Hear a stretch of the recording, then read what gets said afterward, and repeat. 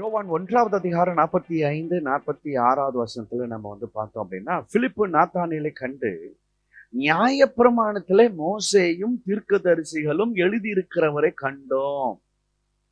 அப்ப பழைய ஏற்பாட்டுல எழுதப்பட்டிருக்கிறவரை நான் கண்டேன். ஆகமங்கள்ல தீர்க்கதரிசன புத்தகத்துல எழுதப்பட்டிருக்கிறவரை கண்டோம். அவர் யோசேப்பின் குமாரனும் நாசரேத் ஊரானமாகிய இயேசுவே. அந்த மோசேயால் தீர்க்கதரிசிகளால் சொன்னப்பட்டவர் யார் என்றால், அவர் யோசேப்பின் குமாரன், நாசரேத் என்னும் ஊரை சார்ந்தவர், அவர் இயேசு அப்படின்னு சொன்ன உடனே நாத்தான்யேல் உடனே அவரை பார்த்து கேட்கிறாரு, எப்பா நாசரத்திலிருந்து யாதொரு நன்மை உண்டாக கூடுமா? ஏன்னா நாசரத்திலிருந்து நன்மை வரும் என்று சொல்லி ஆகமங்களையும் இல்ல, தீர்க்க தரிசன புத்தகத்திலையும் இல்ல. இது நாத்தானியேலுடைய கருத்து.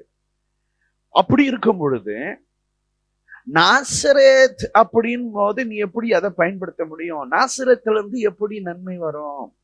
நாசரத்திலிருந்து எப்படி மேசியா வருவார்? நாசரத்திலிருந்து வரவே முடியாது, சான்ஸே கிடையாதுப்பா. ஏன்னா பிரமாணமும் அப்படி நாசரத் என்கிற ஊர் இல்லை, தீர்க்க தரிசன புத்தகத்திலையும் அந்த வார்த்தை இல்லை. மத்திய 2:23 நம்ம பார்த்தோம் அப்படின்னா, நாசரேத் என்னும் ஊரிலே வாசம் பண்ணினான், நசரேயன் எனப்படுவார் என்று தீர்க்கதரிசியால் உரைக்கப்பட்டது. தீர்க்கதரிசிகளால் அப்படின்னா ஒன்றுக்கு மேற்பட்ட தீர்க்கதரிசிகள் உரைக்கப்பட்டது நிறைவேறும்படி இப்படி நடந்தது. அப்போ தீர்க்கதரிசிகள் ஒன்றுக்கு மேற்பட்டவர்கள் சொல்றாங்க, இயேசு கிறிஸ்து நாசரேத்திலிருந்து வருவார், அவர் நசரேயன் எனப்படுவார். பட் இங்க பிலிப்பு சொல்றாரு, எப்பா அவர் நாசரத்திலிருந்து வர முடியாது, எந்த தீர்க்கதரிசியும் அப்படி சொல்லல, பிரமாணத்திலையும் அப்படி இல்லை. ஓகே, அப்ப அப்படின்னா இது என்ன, எது சரியானது அப்படிங்கிறத நம்ம புரிஞ்சு கொள்ள வேண்டியதாக இருக்கிறது. சரி, இதை எப்படி புரிஞ்சு கொள்றது? இப்ப தீர்க்கதரிசிகள் சொல்லி இருக்கிறாங்க அப்படிங்கிறத நம்ம மத்திய 2வது அதிகாரத்துல நம்ம பார்த்தோம். ஓகே, இயேசு கிறிஸ்துவே கிளை. அந்த கிளை அப்படிங்கிற வார்த்தை வேதாகமத்தில் இருக்கிறது. ஓகே, நாசரேத் அப்படிங்கிற அந்த வார்த்தை இல்லை, பட் அதுக்கு பதிலாக வேற பல வார்த்தைகள் இருக்கு. நம்ம ஒவ்வொன்றா நம்ம பார்த்துக்கலாம் அப்படின்னு நினைக்கிறேன். அவர் கிளை எனப்படுவார் அப்படின்னு சொல்லி அவர் குறித்து தீர்க்கதரிசிகள் உரைத்திருக்கிறார்கள். அப்ப எந்தெந்த தீர்க்கதரிசி அப்படின்னு சொல்லி நம்ம பார்த்தோம் அப்படின்னாக்கா, இயேசு கிறிஸ்துவை கிளை எனப்படுவார் அப்படின் போது ஏசாயா, எராமையா, சகரியா, இந்த 3 தீர்க்கதரிசிகள் இயேசு கிறிஸ்துவை நசரேயன் அப்படிங்கிற வார்த்தை இல்லை, அதுக்கு பதிலாக வேற வார்த்தை இருக்கு, கிளை என்கிற வார்த்தை. ஓகே, அதுக்கு எப்ரேய வார்த்தை என்ன அப்படின்னு பார்த்துட்டோம் அப்படின்னா, இது நமக்கு ரொம்ப தெளிவா விழிச்சிடும். இவங்க 3 பேரும் இயேசு கிறிஸ்து கிளை எனப்படுவார் அப்படிங்கிற வார்த்தையை சொல்லியிருக்கிறார். ஓகே, ஏசாயா 4வது அதிகாரம் 2வது வசனம், இஸ்ரவேலில் தப்பினவர்களுக்கு அந்நாளிலே கர்த்தரின் கிளை அலங்காரமும் மகிமையுமாயிருக்கும், பூமியின் கனி அவர்களுக்கு சிறப்பும் அலங்காரமுமாயிருக்கும். ஏசாயா 11வது அதிகாரம் 1வது வசனம், ஈசா என்னும் அடிமரத்திலிருந்து ஒரு துளிர் தோன்றி அவன் வேர்களிலிருந்து ஒரு கிளை எழும்பி செழிக்கும், ஒரு கிளை எழும்பும், ஏசாயா சொல்றார். அண்ட் எராமையா 23வது அதிகாரம் 5வது வசனம், இதோ நாட்கள் வரும் என்று கர்த்தர் சொல்லுகிறார், அப்போது தாவீதுக்கு ஒரு நீதியுள்ள கிளையை எழும்ப பண்ணுவேன், அவர் ராஜாவாக இருந்து ஞானமாய் ராஜரீகம் பண்ணி பூமியிலே நியாயத்தையும் நீதியையும் நடப்பிப்பார்.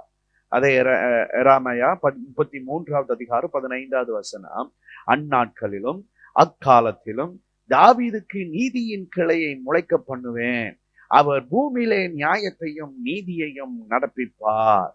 இப்போ ஏசாயா 2 வசனங்கள்ல சொல்லியிருக்கிறாரு, அண்ட் அதே மாதிரி எராமையா 2 வசனங்கள்ல சொல்லியிருக்கிறார். அதே மாதிரி சகாரியா 3வது அதிகாரம் இப்பொழுது நம்ம வாசித்த இந்த 8வது வசனத்திலையும் நாம பார்க்கிறோம். கிளை எனப்பட்டவராகிய என் தாசனை நான் வர பண்ணுவேன். அதே போல சகரியா 6வது அதிகாரம் 12வது வசனத்துல சேனைகளின் கர்த்தர் உரைக்கிறது என்னவென்றால், இதோ ஒரு புருஷன், அவருடைய நாமம் கிளை எனப்படும். அவருடைய நாமம் கிளை எனப்படும். இயேசுவின் நாமம் கிளை எனப்படும். அவர் தம்முடைய ஸ்தானத்திலிருந்து முளைத்தெழும்பி கர்த்தருடைய ஆலயத்தை கட்டுவார். ஆமா, ஓகே, கர்த்தர் தான் கிளையாக வருகிறார்.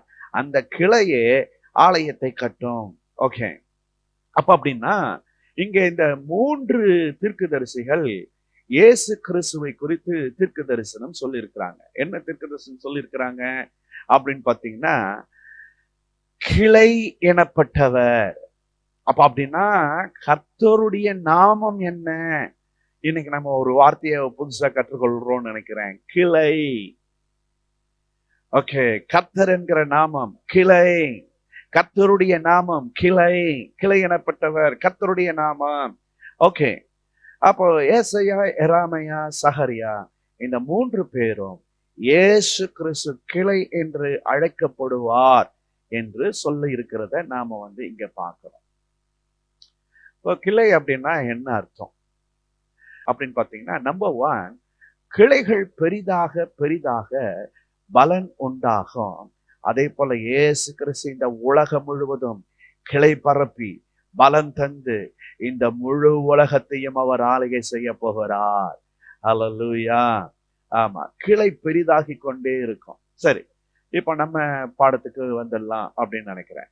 ஓகே, ஏசாயாவில் நெட்சர் அப்படிங்கிற அந்த எபிரேய வார்த்தை பயன்படுத்தப்பட்டிருக்கிறது. கிளை என்கிறதான அந்த வார்த்தைக்கு எபிரேய வார்த்தை நெட்சர் அப்படிங்கிற அந்த எபிரேய வார்த்தை. நெட்சர் அப்படின்னு சொன்னா கிளை அப்படின்னு அர்த்தம். இந்த வார்த்தை தான் நேசரேத், நாசரின், நாசரேத் அப்படின்னு சொல்லி படிப்படியாக நாசரேத்துல நிக்கிறது. ஸோ மத்தீவுல பார்க்கிற அந்த நாசரேத் அப்படிங்கிற அந்த வார்த்தை என்ன வார்த்தை அப்படின்னு சொல்லி நம்ம புரிஞ்சுக்கணும் அப்படின்னு சொன்னா, நேச்சர் அப்படின்னு அர்த்தம். ஆக்சுவலி நாசரேத் என்கிற ஊர் அல்ல. ஓகே, நேச்சர் அப்படிங்கிற அந்த வார்த்தை தான் மருவி ஓகே நாசரேத் அப்படின்னு சொல்லப்பட்டிருக்கிறது. இதத்தான் நாத்தானியேல் சொல்றாரு, நாசரேத்திலிருந்து யாது ஒரு நன்மை உண்டாக கூடுமோ அப்படின்னு அந்த கேள்வியை அவர் கேட்பதற்கான காரணம் இதுதான்.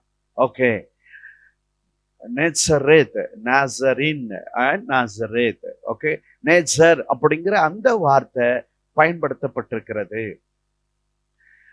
ஓகே, அண்ட் இந்த உலகத்திற்கு இயேசு கிறிஸ்து கிளையாக இருக்கிறார்.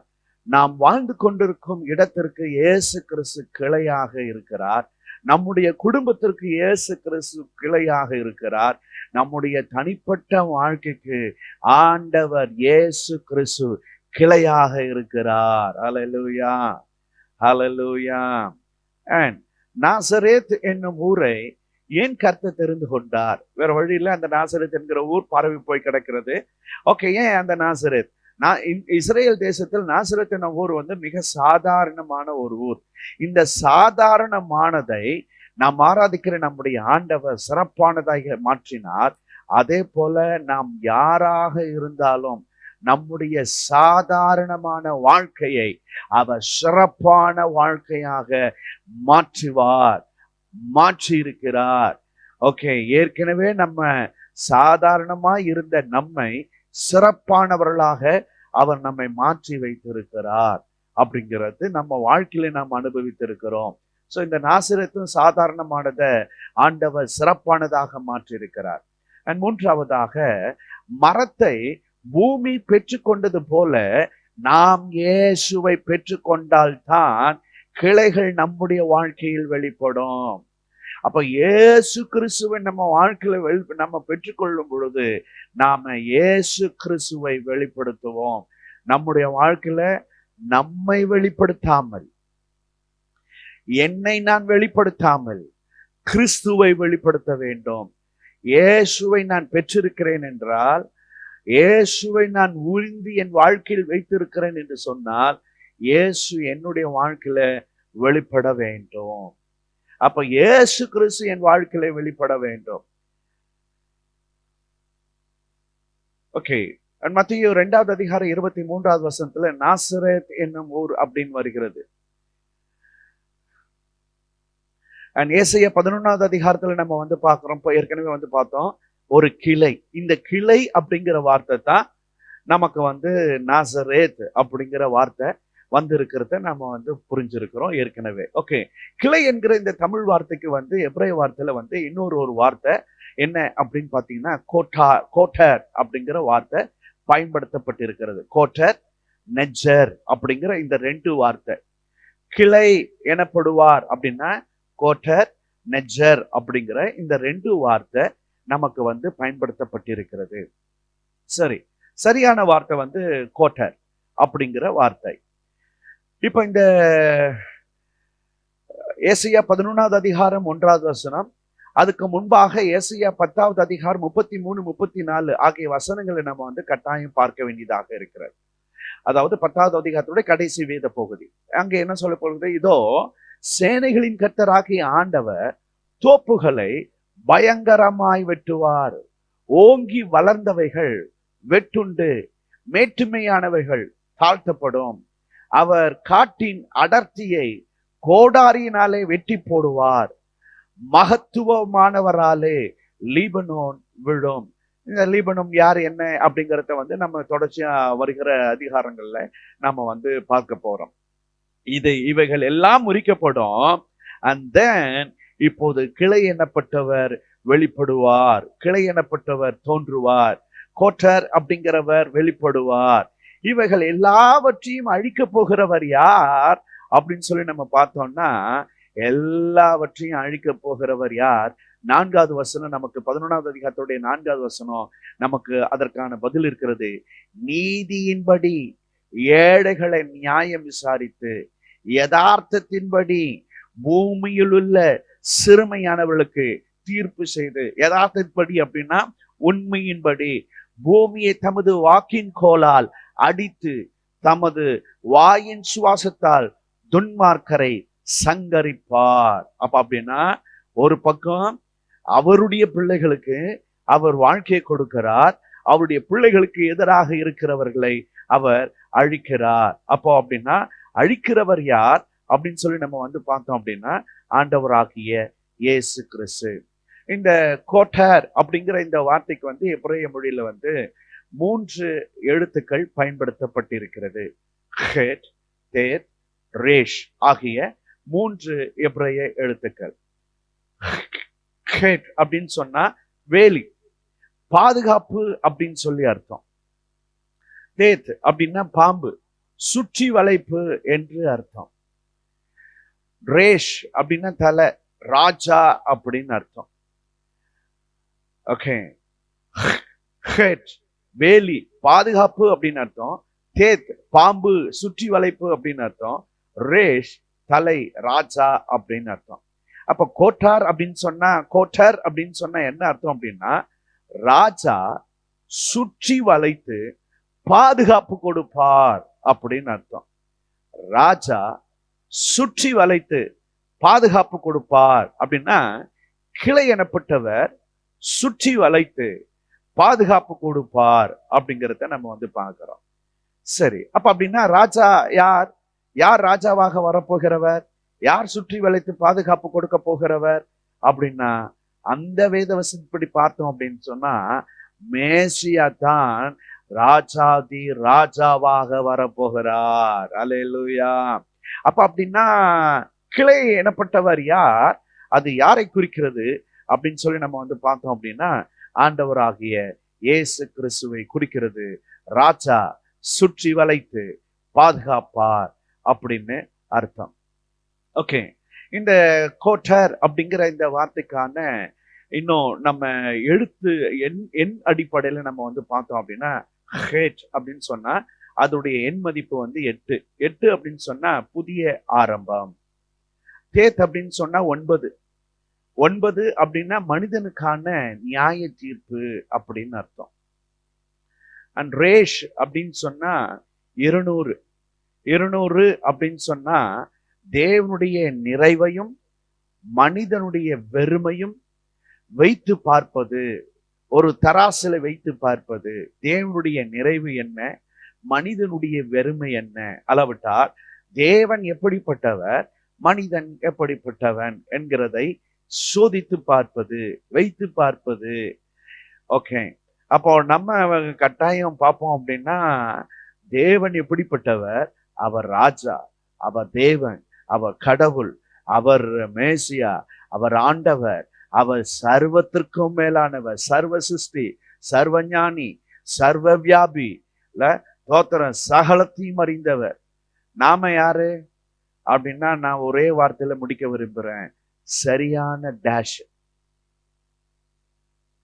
இதுக்கு மேல ஒரு வார்த்தையும் இல்லை அப்படின்னு நான் நினைக்கிறேன். நாம யார் அப்படின்னா சரியான டேஷுங்க. ஆண்டவருக்கு முன்பாக.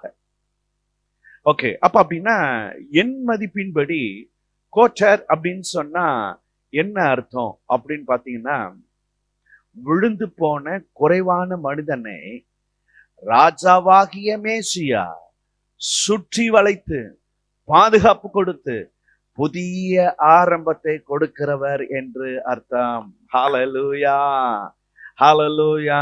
அப்ப அப்படின்னா அவருடைய நாமம், கர்த்தருடைய நாமம் என்ன அப்படின்னா கிளை. கிளை என்று சொன்னால் என்ன அர்த்தம் அப்படின்னா, விழுந்து போயிருக்கிற குறைவான மனிதனாகிய என்னை, நம்மை ராஜாவாகிய மேசியா சுற்றி வளைத்து பாதுகாப்பு கொடுத்து, தோத்திரம், அவருடைய ரத்தத்தை சிந்தி அந்த ரத்தத்தின் மூலியமாக நமக்கு பாதுகாப்பு கொடுத்து புதிய ஆரம்பத்தை கொடுத்து இருக்கிறார். ஹல்லேலூயா, ஹல்லேலூயா. வாவ், எவ்வளவு அற்புதமான அர்த்தம். யார் ஒருவர் இயேசு கிறிஸ்துவின் பாதுகாப்பு வளையத்திற்குள் செல்கிறார்களோ அவர்களை இயேசு கிறிஸ்து நியாய தீர்ப்பிலிருந்து பாதுகாக்கிறார். யார் கிறிஸ்துவின் ரத்தத்தால் கழுவப்பட்டு கிறிஸ்துவின் ரத்த கோட்டைக்குள் நுழைகிறார்களோ, யாருடைய பாவங்கள் மன்னிக்கப்பட்டு கிறிஸ்துவின் ரத்த கோட்டைக்குள்ளாக நுழைகிறார்களோ, வாழ்கிறார்களோ, இருக்கிறார்களோ, அவர்களுக்கு இயேசு கிறிஸ்துவின் பாதுகாப்பு வளையத்தில் சென்றிருக்கிற அவர்களுக்கு தோத்திரம், அவர்களை நியாய தீர்ப்புகளிலிருந்து அவர் பாதுகாக்கிறார். ஹல்லேலூயா, ஹல்லேலூயா. வாவ், எவ்வளவு ஆச்சரியமான அர்த்தம் பாருங்க. கிளை என்று சொன்னார், அவருடைய நாமம் கிளை எனப்படும். அந்த நாமத்திற்கான அர்த்தம் நாம பார்த்து கொண்டிருக்கிறோம். ஓகே, கோட்டர் அப்படிங்கிற அந்த வார்த்தைக்கான அர்த்தத்தை நம்ம பார்த்தோம், 2 அர்த்தத்தை. இப்போ நெஜர் அப்படிங்கிற அந்த வார்த்தைக்கான அர்த்தத்தையும் நம்ம பார்த்தலாம் நினைக்கிறேன். நெஜர் அப்படிங்கிற இந்த எபிரேய வார்த்தைக்கு இங்கேயும் 3 எபிரேய எழுத்துக்கள், நூன், சடே, ரேஷ், 3 எழுத்துக்கள். நூன் அப்படின்னா வாழ்க்கை, சடே அப்படின்னு சொன்னா ஆசை, ரேஷ் அப்படின்னு சொன்னா ராஜா. நூன் அப்படின்னா வாழ்க்கை, சடே அப்படின்னு சொன்னா ஆசை, ரேஷ் அப்படின்னா ராஜா அப்படின்னு அர்த்தம். அப்போ நெஜர் அப்படின்னு சொன்னா என்ன அர்த்தம் அப்படின்னா, ராஜாவாகிய மேசியாவின் அடங்காத ஆசை ஒவ்வொருவருக்கும் வாழ்க்கை கொடுக்க வேண்டும். ஹல்லேலூயா, வாவ், ஸ்தோத்திரம். அவருடைய நாமத்தின் மேல் விசுவாசம் உள்ளவர்களாய் அவர்களை ஏற்றுக்கொண்டவர்கள் எத்தனை பேர்களோ அத்தனை பேர்களும் அத்தனை பேர்களும் அத்தனை பேர்களும் தேவனுடைய பிள்ளைகளாகும்படி அதிகாரம் கொடுத்திருக்கிறார். வாவ், இந்த முழு உலகத்திற்கும் வாழ்க்கையை கொடுப்பதற்காக, தன் ஜீவனையே கொடுப்பதற்காக கிளை எனப்பட்டவர், கிளை என்கின்ற நாமம் உடையவர் வெளிப்படுவார். அவர் வெளிப்பட்டார். ஸ்தோத்திரம். மனிதனுக்கான வாழ்க்கையை கொடுப்பதற்காக இயேசு கிறிஸ்து சிலுவையிலே பாடுபட்டு மரித்து 3வது நாள் உயிர்த்தெழுந்து இன்றைக்கும் அவர் உயிரோடு கூட இருக்கிறார். ஹல்லேலூயா. சோ இயேசு கிறிஸ்துவுடைய அடங்காத ஆசை என்ன அப்படின்னா, ஒவ்வொருவருக்கும் வாழ்க்கை கொடுக்க வேண்டும். மெஜர் அப்படின்னு சொன்னா தோத்திரம், ஒவ்வொருவருக்கும் வாழ்க்கை கொடுக்க வேண்டும். இதுதான் அடங்காத ஆசை. அளவிட்ட இன்னொரு வார்த்தையில நம்ம விளங்கி கொள்கிறபடி உள்ள வார்த்தை சொல்லணும் அப்படின்னா, அவருடைய இதய துடிப்பு, அவருடைய இதய பாரம், இயேசு கிறிஸ்துவுடைய இதய பாரம், இந்த உலகத்தில் இருக்கிற ஒவ்வொருவரும் ஸ்தோத்திரம் அவரால் வாழ்க்கையை பெற வேண்டும் என்பது. அல்லேலூயா, அல்லேலூயா. ஓகே, நெஜர் அப்படின்னா என்ன அர்த்தம்? எண் மதிப்பின் அடிப்படையில். நூன் அப்படின்னா 50. 50 அப்படின்னு சொன்னா பரிசுத்த ஆவியானவர், ஆவியானவரை அனுப்பியவர், பரிசுத்த ஆவியானவரை அனுப்பியவர் நூன் அப்படின்னா. சடே அப்படின்னு சொன்னா 90 அப்படின்னா மனிதன் பரிபூரணமும் மற்றும் நியாய தீர்ப்பும் இணைந்த சாதாரண கலவை. மனிதனின் பரிபூரணமும் மற்றும் நியாய தீர்ப்பும் இணைந்த சாதாரணமான கலவை அப்படின்னு அர்த்தம். அண்ட் ரேஷ் அப்படின்னு சொன்னா 200 அப்படின்னு சொன்னா தேவனுடைய நிறைவையும் மனிதனுடைய வெறுமையும் வைத்து பார்ப்பது. நம்ம ஏற்கனவே இது விளக்கமா நம்ம ஏற்கனவே பேசிட்டோம். அப்ப அப்படின்னு சொன்னா நெஜர் அப்படின்னு சொன்னா என்ன அர்த்தம் அப்படின்னு பாத்தீங்க அப்படின்னா, நெஜர் அப்படின்னு சொன்னா பரலோகத்தில் அபிஷேகிக்கப்பட்ட ராஜாவால் மனிதனை நியாய தீர்ப்பிலிருந்து பாதுகாக்க போதுமானவர் என்ற அர்த்தம். வாவ், பிரைஸ் தி லார்ட், ஹalleluya. அபிஷேகிக்கப்பட்ட ராஜாவால், அல்லாவிட்டால் அபிஷேகிக்கப்பட்ட மேசியாவால், அபிஷேகிக்கப்பட்ட இயேசுவால் மனிதனை நியாய தீர்ப்பிலிருந்து பாதுகாக்க போதுமானவர். ஹalleluya, ஹalleluya. தோத்திரம், தோத்திரம், தோத்திரம், தோத்திரம், தோத்திரம். ஆண்டவர் இயேசு கிறிஸ்து உங்களையும் என்னையும் இந்த நியாய தீர்ப்பிலிருந்து பாதுகாப்பாராக. ஹல்லேலூயா. கிளை என்னப்பட்ட நாமமுடைய இயேசு கிறிஸ்து கிளையானவர் நம்ம நியாய தீர்ப்பிலிருந்து நம்மை பாதுகாப்பாராக. கடைசியாக நெஜர் அப்படிங்கிற என்னும் வார்த்தையில டவ் என்கிற எழுத்தை இணைத்தா நெஜரேத் அப்படிங்கிற வார்த்தை வரும். டவ் அப்படிங்கிற எழுத்தை சேர்த்தா. இதைத்தான் நாம் இன்று நாசரேத் என்று சொல்லுகிறோம். ஓகே, வருகிறவராகிய மேசியா என்பதை இணைக்கக்கூடிய முக்கிய எழுத்து தான் இந்த சிலுவை. வருகிறவராகிய மேசியா, இந்த மேசியாவை இணைக்கக்கூடிய ஒரு எழுத்து தான் இந்த சிலுவை. நாசரேத், நஜரேத் அப்படின்னு சொன்னா என்ன அர்த்தம் அப்படின்னா, ராஜாவாகிய மேசியா சிலுவையில் மரிப்பதின் மூலம் மனிதனுக்கு பாவத்திலிருந்து நியாய தீர்ப்பிலிருந்து பாதுகாத்து நித்திய ஜீவனை கொடுக்கிறவர் என்று அர்த்தம். ஹல்லேலூயா, ஸ்தோத்திரம், ஆமென். அப்போ கிளை அப்படின்னா இது கர்த்தருடைய நாமம். இந்த கிளை அப்படின்னா என்ன அர்த்தம் அப்படின்னா, ராஜாவாகிய மேசியா சிலுவையில் மரிப்பதின் மூலம் மனிதனுக்கு பாவத்திலிருந்து நியாய தீர்ப்பிலிருந்து பாதுகாத்து நித்திய ஜீவனை கொடுக்கிறவர். ஒரு அல்லேலூயா சொல்லிடுங்க எல்லாரும் சேர்ந்து. ஹல்லேலூயா, ஹல்லேலூயா, ஸ்தோத்திரம். கிளையனப்பட்டவர் வருவார். ஆமென்.